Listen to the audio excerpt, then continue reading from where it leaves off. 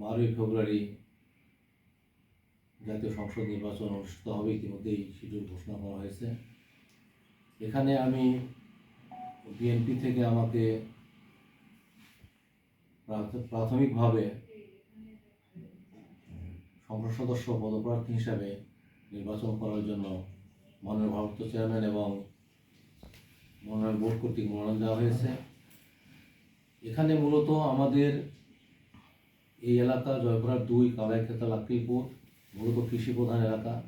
এখানকার মানুষ কৃষির উপর নির্ভরশীল এবং কৃষিক্ষেত্রে যে সমস্যাগুলো আছে, মূলত কৃষি উপকরণ এখানে সহজলভ্য হয় না, প্রায় এখানে এই সমস্যাগুলো হয়।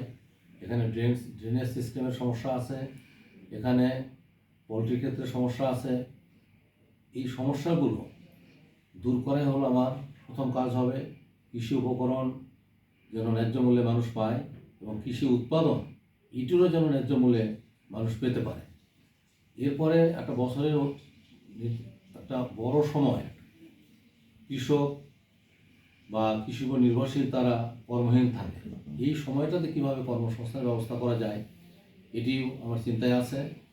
এরপরে এখানকার যুব সম্প্রদায় অনেকেই বেকার থাকেন বা তারা নামমাত্রভাবে তারা কাজ করেন। এদেরকে কিভাবে কর্মসংস্থানের আওতায় আনা যায়, এখানে দেশের ভিতরে চাকরির ব্যবস্থা হতে পারে, বিদেশে চাকরির ব্যবস্থা হতে পারে, এই বিষয়গুলো আমার চিন্তার ভিতরে আছে। এবং এখানে কৃষিভিত্তিক শিল্প কিভাবে গড়ে তোলা যায়। এখানে আলুর ব্যাপক আবাদ হয়, চিপসের ইন্ডাস্ট্রি এখানে সহজে চলতে পারে। এখানে পাশেই আমাদের ট্রেন লাইন আছে, সহজে কমিউনিকেশনটা ভালো, সহজে এগুলো বাজারজাত করার সুযোগ আছে সম্ভব। এই বিষয়গুলো আমি চিন্তা করছি এবং যাতে এখানে এই কৃষি নির্ভরশীলতা যেমন আছে তেমনি এখানে কিভাবে কৃষকের জীবনমানের উন্নয়ন করা যায়।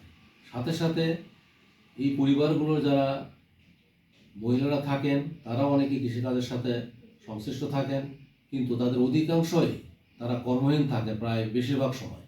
তাদেরকেও কীভাবে আয়ের পথে নিয়ে আসা যায়, তাদেরকে কীভাবে কর্মসংস্থানের মাধ্যমে নিয়ে আসা, কুটির শিল্প বা অন্য যে কোনো ধরনের এনে তাদের মিনিমাম তাদের একটা আয়ের ব্যবস্থা করা যায়, এই বিষয়গুলো আমার চিন্তার মধ্যে আছে। ইতিমধ্যেই আমাদের যে 31 দফা আমাদের মাননীয় ভারপ্রাপ্ত চেয়ারম্যান সাহেব 31 দফা ঘোষণা করেছেন। 31 দফার ভিতরে কৃষি এবং আমাদের গ্রামীণ স্বাস্থ্যসেবা থেকে শুরু করে অনেকগুলো বিষয় এখানে অন্তর্ভুক্ত করা হয়েছে। প্রতিটি পরিবারকে একটা ফ্যামিলি কার্ড দেওয়া হবে এবং এই ফ্যামিলি কার্ডটা পরিবারের একজন যিনি মহিলা সদস্য তার নামে ইস্যু করা হবে এবং তাদেরকে একটা নির্দিষ্ট অঙ্কের অর্থ অথবা ওই কার্ড দিয়ে তারা যেন ওই পরিমাণ অর্থের যেন তারা খাদ্যদ্রব্য বা অন্যান্য সামগ্রী সংগ্রহ করতে পারেন, এরকম একটি ব্যবস্থা করা হবে। স্বাস্থ্য কার্ডের ব্যবস্থা করা হবে এবং সকল নাগরিক যাতে সরকারি হাসপাতালগুলোকে তারা যাতে বিনামূল্যে চিকিৎসা পায় সেই ব্যবস্থা করা হবে। এখানে কৃষি খাতের উন্নয়ন, স্বাস্থ্যক্ষেত্র ছাড়াও টেকনিক্যাল এডুকেশান যেটি কর্মসংস্থানের ব্যবস্থা করবে সেই ব্যবস্থাগুলো করা হবে। আরেকটা কথা আমি বলতে চাই যে কৃষি বিমা, এখানে কৃষকদের প্রায় সময় দেখা যায় ঝড় বৃষ্টি বাদলা বা বিভিন্ন কারণে বন্যা যে কৃষকদের ফসল নষ্ট হয়ে যায়। ফসল নষ্ট হয়ে গেলে কিন্তু সেই কৃষক পথে বসে যায় রোগবালাইয়ের কারণে।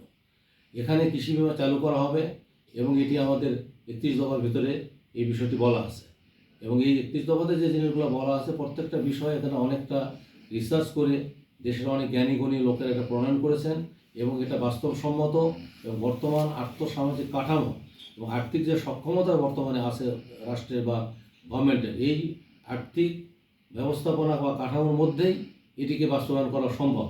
এবং এক্ষেত্রে আমাদের আরও কতগুলো বিষয় আছে। অবশ্যই সরকারি অফিসগুলোকে কার্যকর করতে হবে, মানুষের যাতে অধিকারগুলো তারা পায়, অফিসগুলোকে দুর্নীতিমুক্ত করতে হবে এবং এটি একটা বড় বিষয়। এবং আমি যদি ইনশাল্লাহ এখানে নির্বাচিত হয়ে আসি তাহলে এখানে দুর্নীতি, চাঁদাবাজি, সন্ত্রাস, ভয়ের সংস্কৃতি, দখলবাজি এগুলো থাকবে না।